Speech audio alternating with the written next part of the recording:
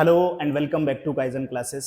आज की इस वीडियो में हम उत्तराखंड प्रीलिम्स की जो 29 जून को परीक्षा होने वाली है उससे संबंधित रणनीति पे बात करने वाले हैं। हम ये जो रणनीति बनाएंगे ये आगामी 3 सप्ताह के लिए होने वाली रणनीति है। इन 3 सप्ताह में ऐसा कौन सा काम है जो आपको जरूरी रूप से कर लेना चाहिए, हम यहाँ पे डिस्क्लेमर के तौर पे आपको पहले ही बताते चलते हैं। अगर आपकी तैयारी अच्छे से चल रही है, आपकी अपनी एक रणनीति है, आप अपनी रणनीति पे काम कर रहे हैं, तो ये वीडियो या कोई भी वीडियो जो YouTube पे आपको मिल रही है रणनीति से संबंधित, आपको देखने की जरूरत नहीं है। आप अपने तरीके से काम करते चलेंगे, क्योंकि आपकी अपनी रणनीति, आपके अपने समय और आपके अपने काम से जरूरी कुछ भी नहीं है, कोई वीडियो नहीं और कोई रणनीति नहीं। चलिए, अब ये उन लोगों के लिए है जो अभी भी एक डायलेमा में है, जिनके मन में अभी भी द्वंद्व है, वर्कलोड जिनको महसूस होता है कि बहुत सारा सिलेबस है, उसको हम कैसे कवर करें। उन सभी बच्चों के लिए रणनीति होने वाली है। हाँ, इतनी बात जरूर है कि ये रणनीति जो है वो एक तरीके से ट्रस्टेड और टेस्टेड रणनीति है। अगर आप इसको फॉलो करते हैं तो यकीनन आपको इससे लाभ जरूर होगा।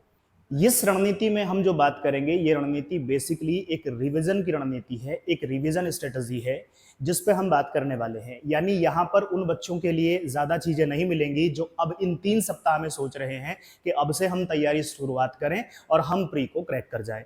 ऐसा नहीं है। यहाँ पे ये रणनीति हम केवल उन बच्चों के लिए बात कर रहे हैं जो पहले से पढ़ चुके हैं और अब रिविजन मोड में है। तो एक तरीके की ये रिविजन से संबंधित रणनीति यहाँ होने वाली है और उससे यकीनन आपको लाभ होने वाला है। चलिए शुरुआत करते हैं।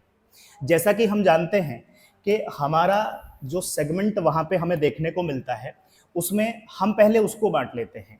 तो देखिए, सबसे पहले तो हमारा वहां पे आता है जीएस का पोर्शन। जीएस के पोर्शन के साथ में एक पोर्शन है हमारा सी सेट का। जैसा कि आपको पता है कि 2 पेपर होने हैं, एक जीएस का और एक सी सेट का। आराम से एक एक बिंदु को समझते चलेंगे। मैं वो सारी बातें इसलिए बता रहा हूं, इसका मतलब ये बिल्कुल नहीं है कि आपको नहीं पता है कि 2 पेपर होते हैं। यहाँ पे एक एक चीज को समझते चलना है। जीएस की अगर हम बात कर लें तो जीएस में एक हमारे पास में जो हमारा जनरल स्टडी का पेपर आता है वो है, उसको हम अलग करेंगे। और एक हमारा जो सबसे महत्वपूर्ण बिंदु है वो है उत्तराखंड। एक हम उत्तराखंड को अलग रखेंगे। यानी जीएस में हम 2 सेगमेंट सोच के चलेंगे। एक हमारा जनरल स्टडी का है, history, geography, polity, economy, science वाला सेक्शन। और एक हमारा उत्तराखंड स्पेशल है, इसकी अपनी पॉलिटी है, इसका अपना ज्योग्राफी है, इसका अपना हिस्ट्री है, कल्चर है, वो सारे एस्पेक्ट्स हैं। और सी सेट है। सी सेट में अगर आप देखेंगे तो सी सेट में भी हम 3 तरीके के सेगमेंट अलग अलग देख सकते हैं। जैसे अलग अलग सेगमेंट की अगर मैं बात करूं तो जैसे एक सेगमेंट है जिसको आप कहते हैं कि मैथ्स आएगा, एक है रीजनिंग का पोर्शन। रीजनिंग के साथ में एक पोर्शन आपको जो बड़ा ही महत्वपूर्ण है और वो है कॉम्प्रिहेंशन वाला। तो ये 3 सेगमेंट पे आपको अलग अलग तरीके से काम करना है। अब हम उधर की तरफ बढ़ते हैं। अब ये जो जीएस वाला सेगमेंट हमारा है, इस जीएस वाले सेगमेंट में कौन कौन सी चीजें हमें देखने को मिलेंगी। तो जैसा कि आप जानते हैं, जीएस में एक हमारा पोर्शन है हिस्ट्री का, एक हमारा पोर्शन है पॉलिटी का, एक हमारा पोर्शन है जियोग्राफी का, एक हमारा पोर्शन है इकोनॉमी, और एक हमारा महत्वपूर्ण पोर्शन है जिसको हम कहते हैं जनरल साइंस। जनरल साइंस का ये सेगमेंट है जो हमें जीएस में कवर करना है। हम नंबरिंग कर लेते हैं, 1 2 3 4 और 5। यहां पे हमारे 3 हैं, एक है मैथ्स, एक है रीजनिंग और एक है कॉम्प्रिहेंशन। उत्तराखंड तो कंप्लीट आपको उत्तराखंड को रिवाइज करना ही करना है। अब देखिए, अब आप इसको बचे हुए 3 सप्ताह में लगभग 21 या 22 दिन में आप इन सारी चीजों को कैसे कवर करेंगे। हमने देख लिया कि जीएस में हमारे पास में 5 सेगमेंट है। तो अब देखिए, अब आपको क्या करना है। जीएस के हर सब्जेक्ट को, जीएस के हर एक सब्जेक्ट को, यानी हर एक विषय को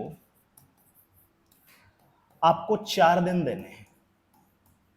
और ये 4 दिन में क्या करना है, ध्यान रखना है। इन 4 दिन में हमने बताया कि ये हमारा रिवीजन से संबंधित रणनीति का सेशन है।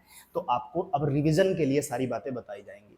यानी हर सब्जेक्ट के लिए, चाहे वो ज्योग्राफी हो, अब उसमें वर्ल्ड ज्योग्राफी भी आता है, इंडियन ज्योग्राफी भी आता है, हिस्ट्री है तो उसमें तीनों तरीके की हिस्ट्री आपको देखने को मिलेगी, पॉलिटी है तो पॉलिटी कंप्लीट है, इकोनॉमी है तो इकोनॉमी है, उसमें बजट भी है, आर्थिक समीक्षा भी है। वो सारी चीजें आपको 4 दिन में कवर कर लेनी है। अब अपने हिसाब से ऐसा हो सकता है कि आपको लगे कि मुझे पॉलिटी में कम समय लगने वाला है पर हिस्ट्री में ज्यादा लगेगा, तो आप एक आध दिन अपने हिसाब से एडजस्ट कर सकते हैं।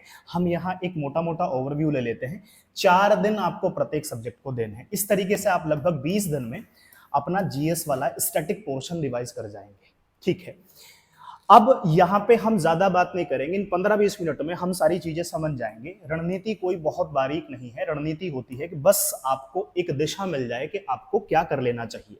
चलिए अब देखिए, हम यहां पे लिख लेते हैं कि प्रत्येक दिन आपको क्या करना है, बस यही खास है।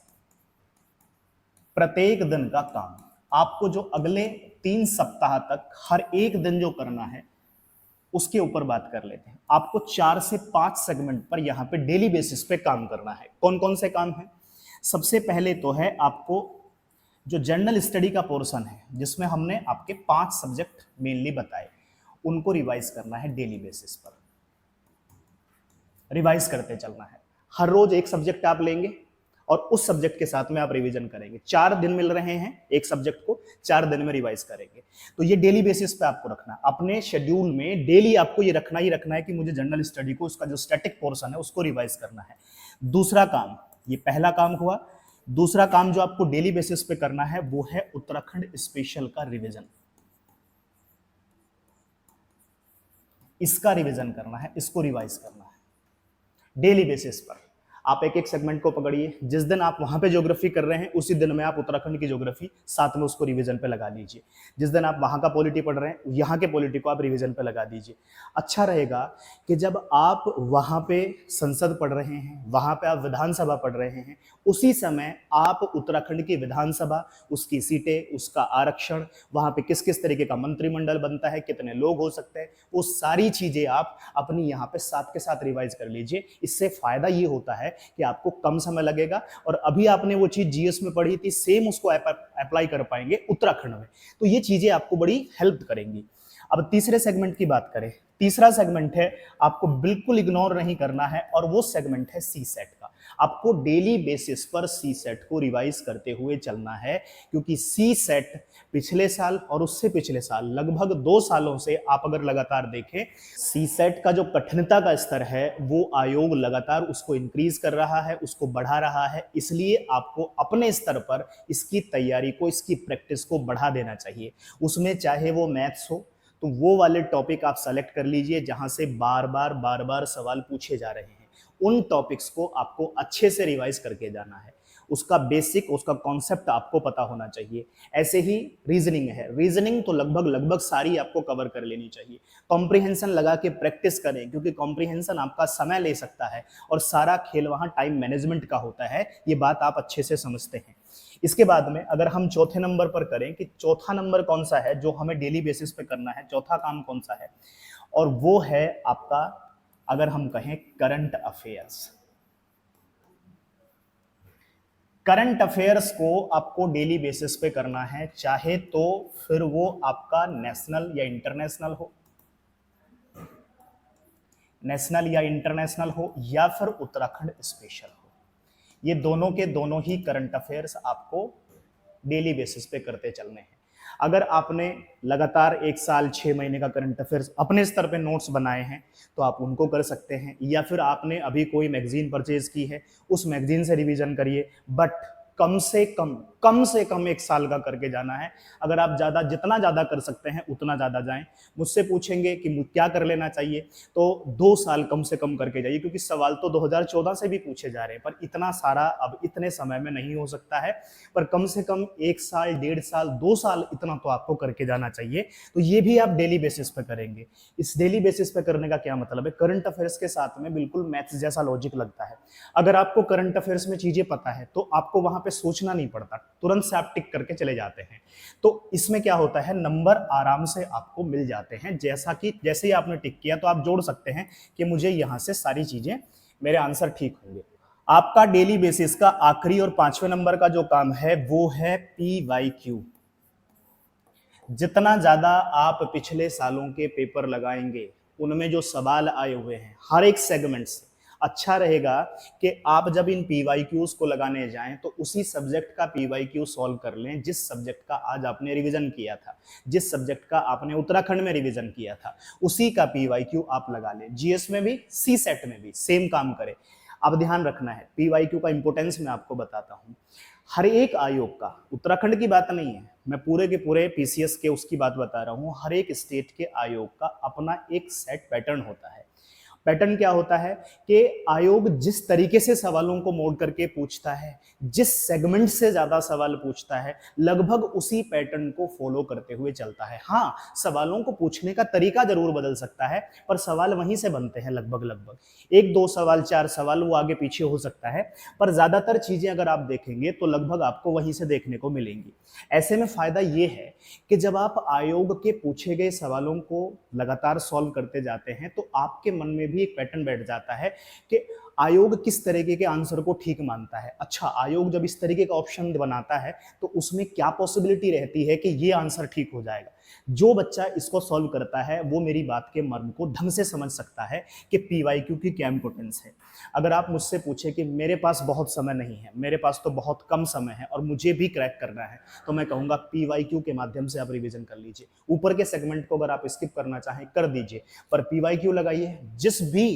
जिस भी टॉपिक में आप फंसते हैं, सवाल किसी ना किसी टॉपिक से रहा होगा, तो जिस भी टॉपिक में आप फंसते हैं जाके स्टैटिक में उसको रिवाइज कर लीजिए। जो टॉपिक आपको आ रहा है पीवाईक्यू में, आपने 3 सवाल 4 सवाल उसके आए हुए सॉल्व कर लिए, उसको आप आराम से। और मार्केट में ऐसी बहुत सारी किताबें हैं जिन्होंने टॉपिक वाइज, सब्जेक्ट वाइज चीज़ों को बहुत अच्छे से कंसाइज वे में वहाँ पे दिया है। सारे सवाल यूकेपीएससी की भी आती है, हमने भी एक सीरीज चलाई हुई है, आप जाके वहाँ भी लाभ ले सकते हैं। अगर आपके पास समय का अभाव है, किसी समय जिस समय आप खाली हैं वीडियो को लगाइए, और हमने हर एक सब्जेक्ट का पीवाईक्यू वहाँ पे लाया है, तो वहाँ पे आप उसको देख सकते हैं। उसमें केवल एक्सप्लेनेशन ही डिस्कस नहीं किया है, बल्कि जो उसमें और एडिशनल इन्फॉर्मेशन या कैसे आगे संभावित सवाल हो सकता है उस पर भी हमने बात करी है। यकीनन आपको उससे लाभ होगा। पीवाईक्यू के साथ अभी समय है कम से कम 2 सप्ताह, कम से कम 2 सप्ताह का समय अभी इतना है कि आप यहाँ पे मॉक को भी प्रैक्टिस करें। मॉक का मतलब होता है जो किसी टेस्ट सीरीज की बात कर रहा हूं, जो आयोग ने नहीं बनाई है, किसी इंस्टीट्यूट ने बनाई है, किसी पब्लिकेशन ने बनाई है, कोई भी हो, वो मॉक भी आप यहाँ पे लगा सकते हैं। हमारे इंस्टीट्यूट के द्वारा भी मॉक टेस्ट सीरीज आपके लिए जारी की गई है। आप चाहें तो हमें अब इस नंबर पे संपर्क करेंगे, 89, यहाँ पे मैं लिख देता हूँ 8954760682। आप इस नंबर पे हमें संपर्क करके बाकी डिटेल प्राप्त कर सकते हैं। इस पूरी रणनीति से संबंधित अगर कोई दिक्कत हो आपको तो भी आप इस नंबर पे संपर्क करेंगे, समस्या का समाधान हो जाएगा, क्योंकि हम आपके लिए ही यहाँ पे बने हुए हैं। तो डेली बेसिस पे क्या करना है, आपको पीवाईक्यूज लगाने हैं और मॉक प्रैक्टिस करने हैं। अगर आप बस इतना कर लेते हैं तो यकीन मानिए आपको जो आप अभी कर रहे थे, अगर आप ये नहीं कर रहे थे तो आपको इससे बहुत ज़्यादा बेनिफिट होने वाला है। ये ट्रस्टेड रणनीति है। इसके अलावा अगर आपको कोई कह रहा है ये कर लीजिए वो कर लीजिए, जैसी आपकी इच्छा, आप माने या ना माने, बट इसके अलावा कम से कम इतना तो करना ही पड़ेगा। इसके अलावा आप जो चाहें करना चाहें कर सकते हैं, पर ये तो कम से कम आपको करके जाना ही पड़ेगा। तो अगर हम अपनी रणनीति को समराइज करें तो कैसे क्या क्या बताया हमने आपको क्या करते हुए चलना है। तो आपको करना है जनरल स्टडी के हर एक सब्जेक्ट को रिवाइज करना है। एक सब्जेक्ट के लिए आपके पास में 4 दिन है। एक सब्जेक्ट 4 दिन में खत्म होना चाहिए, तभी जाकर के आप इन 20-21 दिनों में अपना काम पूरा कर पाएंगे। जनरल स्टडी रिवाइज करना है, रख लीजिए 2 घंटे 3 घंटे जो भी समय लगता है। अच्छा, नंबर ऑफ आवर्स स्टडी के अब आपको काउंट नहीं करने हैं। जितना ज़्यादा से ज़्यादा आप पढ़ेंगे उतना ज़्यादा बेनिफिट आपको होने वाला है। और देखिए, मैं कितनी भी बड़ी रणनीति ले आऊँ, कोई इंस्टीट्यूट कितनी भी बड़ी रणनीति ले आए, अल्टीमेटली आपकी अपनी मेहनत काम आती है। आप जितना प्रैक्टिस करेंगे, आप जितना मेहनत करेंगे, उतनी सुविधा और उतनी आसानी आपको एग्जामिनेशन हॉल में होगी। बाकी सारे काम बाद के होते हैं। इसके बाद में हमने दूसरा काम आपको बताया कि उत्तराखंड स्पेशल करना है, क्योंकि 50, 1/3, 1/3 क्वेश्चन तो वो लिख के दे रहा है।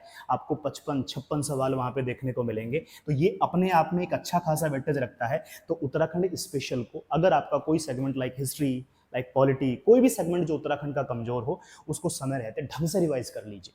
तो एक रिवीजन में आपको ये लगाना है। तीसरा काम जो आपका है वो है सीसेट।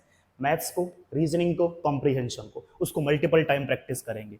और चौथा काम आपका हो जाएगा करंट अफेयर्स का। उसमें चाहे वो नेशनल करंट अफेयर्स की बात करें या फिर हम बात करें उत्तराखंड स्पेशल करंट अफेयर्स की, हम उत्तराखंड करंट अफेयर्स और नेशनल और इंटरनेशनल करंट अफेयर्स से संबंधित 1 लाइनर एमसीक्यू सेक्शन लेकर के आपके लिए जल्दी ही आने वाले हैं। शायद कल से वीडियो आपके लिए अपलोड होनी शुरू हो जाए, तो आप चैनल पे जाएंगे और उसको सारी चीज़ों को, प्लेलिस्ट को देख जाएंगे। हम कोशिश करेंगे कि 2000 प्लस सवाल आपके लिए उत्तराखंड स्पेशल और 2000 प्लस सवाल आपके लिए नेशनल और इंटरनेशनल से लाया जाए। सीधा 1 लाइनर होगा, MCQ फॉर्म में लेकर के आएंगे, ताकि आपका वैसा सा अनुभव बना रहे जैसा कि आप 29 जून को रियल एग्जाम में देखने वाले हैं।